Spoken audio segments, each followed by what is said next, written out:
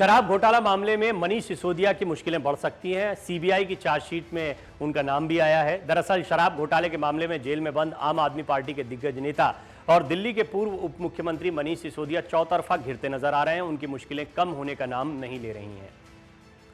मनीष सिसोदिया की पत्नी की तबीयत खराब होने की खबर सामने आने के थोड़े ही देर बाद सिसोदिया को लेकर भी एक खबर आई।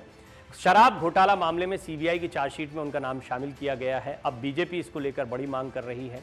उनका कहना है कि वो आम आदमी पार्टी में उनको नहीं रखना चाहिए, बीजेपी की मांग है। हालांकि मनीष सिसोदिया के साथ फिलहाल उनकी पार्टी दिखाई पड़ रही है।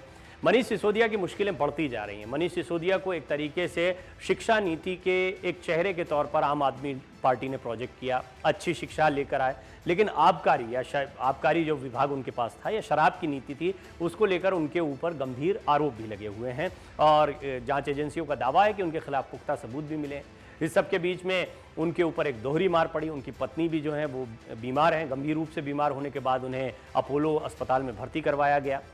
दिल्ली के पूर्व उप मुख्यमंत्री मनीष सिसोदिया की पत्नी सीमा सिसोदिया को तबीयत खराब होने के बाद मंगलवार को अपोलो अस्पताल में भर्ती करवाया गया।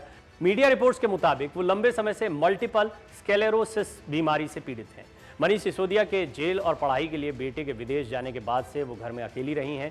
इस कारण वो तनाव में रहती हैं, ये भी कहा गया है। सीमा सिसोदिया का इलाज कर रहे अपोलो के डॉक्टर्स का कहना है कि मल्टीपल स्क्लेरोसिस की बीमारी में मरीज के दिमाग का शरीर पर से नियंत्रण घटता चला जाता है। वर्तमान में इनमें भी ऐसे ही लक्षण दिख रहे हैं। इस बीमारी के चलते उनके शरीर की आधी कार्यक्षमता प्रभावित है। इसके चलते उनको चलने या बैठने में काफ़ी परेशानी हो रही है। अब मनीष सिसोदिया ने अपनी जमानत के लिए पत्नी की बीमारी का हवाला भी दिया है। 22 मार्च को मनीष सिसोदिया ने जांच में सहयोग के नाम पर जमानत की मांग की थी। उन्होंने दलील दी थी कि उनका बेटा विदेश में पढ़ रहा है, पत्नी घर में अकेली है और बीमार है, ऐसे में उसकी देखभाल के लिए उन्हें जमानत प्रदान की जाए। हालांकि इसके बावजूद उन्हें कोर्ट से राहत नहीं मिली थी। सीबीआई की चार्जशीट में पहली बार मनीष सिसोदिया का नाम आया और ये उनके लिए बहुत गंभीर हो सकता है। सीबीआई ने मंगलवार को राउज एवेन्यू कोर्ट में सप्लीमेंट्री चार्जशीट दाखिल की। इसमें मनीष सिसोदिया, बुच्ची बाबू, अर्जुन पांडे और अमनदीप ढल को आरोपी बनाया गया है। इस मामले में सिसोदिया पहले से ही तिहाड़ जेल में हैं और अब पहली बार सीबीआई की चार्जशीट में उनका नाम शामिल किया गया है। फिलहाल सिसोदिया 1 मई तक न्यायिक हिरासत में हैं। उन्हें 26 फरवरी को सीबीआई ने गिरफ्तार किया था। वो करीब 2 महीने से तिहाड़ जेल में बंद हैं। अब एक और मांग बीजेपी की तरफ से उठने लगी है। सिसोदिया को आप से निकालने की मांग हो रही है। बीजेपी ने मनीष सिसोदिया को आम आदमी पार्टी से निकाले जाने की मांग की है।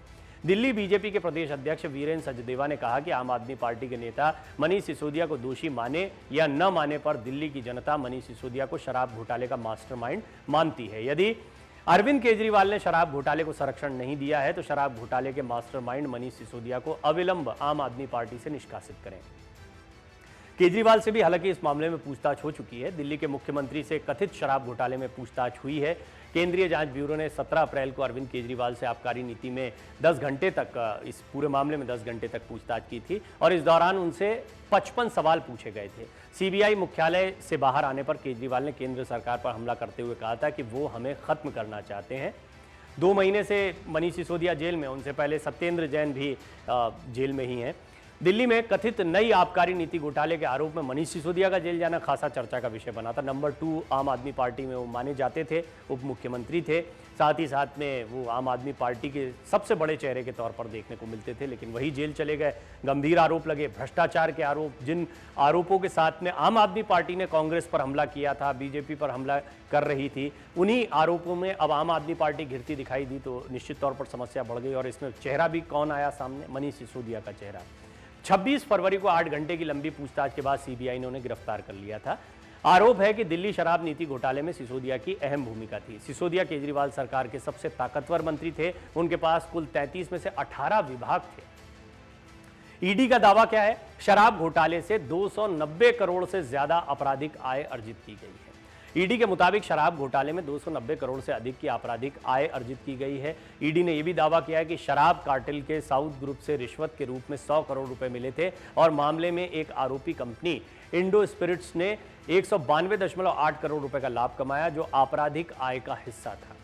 आपको याद होगा कि दक्षिण के कुछ और चेहरे जैसे के कविता हैं, केसीआर की बेटी हैं, उनका नाम भी इस पूरे मामले में आया सामने। इसको लेकर जमकर राजनीति हो रही है।